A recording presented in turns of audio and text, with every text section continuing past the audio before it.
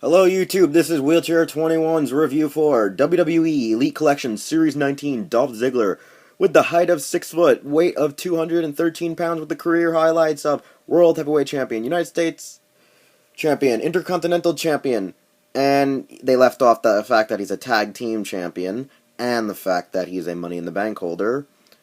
It is Dolph Ziggler with his show-off attire. This is probably the late 2011, early 2012 version of him, mid 2012 version of him, with the awesome chain link jacket with hood, which, doesn't actually flap, which kind of sucks, with the words show off all over. Actually, it's the late 2012 version of him with the whole shirt. It's not showing off, because of his whole thing. It's not showing off if you back it up, saying catchphrase. And, well, with this awesome details and design, the figure is just great with the accessories of the actual little awesome leather jacket or the fur jacket or whatever the heck it's made out of, with the chains, which is actually a rubber design, because it's a toy, but it's based on that. The cool thing about it is, since it is flexible rubber, the easiest thing is, or plastic, the easiest way to get it off is to bend the arms back and just pull off lightly. And then just keep bending the arms or around the arms because it'll just slip off as so. You have his little butt flap, which is his t-shirt that he tucks into his tights. Now, the issue with the tights are, mostly his shorts are usually right around here on the thighs. So, I'm either guessing this is one of the few times he wore the straight-up, like, speedo tights, where it literally just has no paint here, or it was maybe a machine defect. I'm not too sure. But pretty much you have his kind of tiger zebra striped custom hot pink, light pink with silver. It's one of his infamous things he's known for his tights since late 2010. He likes using pink. He's a very chauvinistic, psychopathic, awesome son of a bitch who can cut a great promo. The figure itself has the basic points of articulation for an elite figure. In the shoulder, you have the shoulder joint and the actual bicep joint. You have the elbow. You have the wrist articulation and the 360 ability. Along with that, he also has the regular hip joint, the actual thigh joint, double jointed knees, but as so, this usual is flawed by the rubbery plastic that is used, which is not very flexible. It doesn't really get good, it gets so constricted that it really doesn't let you do a real good knee bend unless I guess you really warp or wear the plastic over time.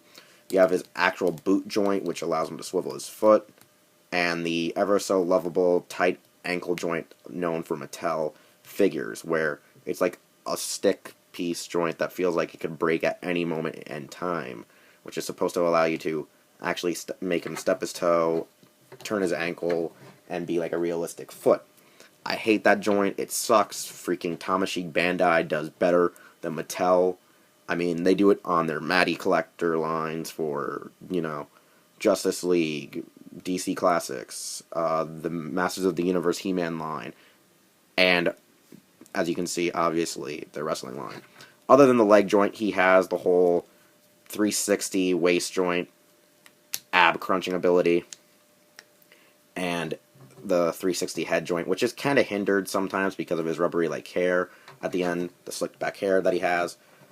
The figure can pretty much, like I said, do almost any pose, allowing you to have excessive playability for if you're a child playing with it, or if you're a collector, you can just maybe display him doing one of his taunts, one of his poses, one of his entrances, or if you have special like stands, like Tamashii stages, actually put the figures on them to perform their finishers, such as his zigzag, his famouser, the sleeper hold, the super kick. He's known for doing almost a lot of infamously known moves throughout the Attitude Era to now, along with his own, because the zigzag is a reverse running neck breaker, and such. He's a really great wrestler, really great, in-ring competitor, and the figure really captivates a lot of Dolph Ziggler's aspects of, the facial structuring, the type of tights and boots and knee pads has worn over the years, along with the actual entrance coats and shirts he comes out with. Since this is a $16.99 figure, $16.99 priced figure, it is worth the purchase automatically because of how many points of articulation it is, for the height, for the incredible detail, and the accessories they come with. I used to be known for not liking a lot of the Mattel wrestling figures, but over the past year or so collecting them, they're really worth it, and they're just as good as the Jakks versions of the Elites before, you know, it was transferred over to Mattel. Along with that, I really recommend that you, in a sense, look for all your options. Since this is an older wave, you can get the newest one out in Wave 23 or 24 with the World Heavyweight Championship after he cashed in the Money in the Bank and such.